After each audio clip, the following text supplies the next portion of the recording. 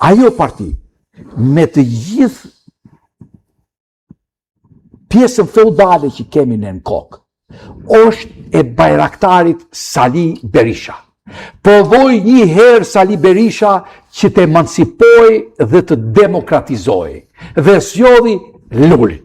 Dhe Luli në momentin kur këti filloi Pleshnia u qetësu, i mori tullën dhe i rabas koke burit 75 vjeç.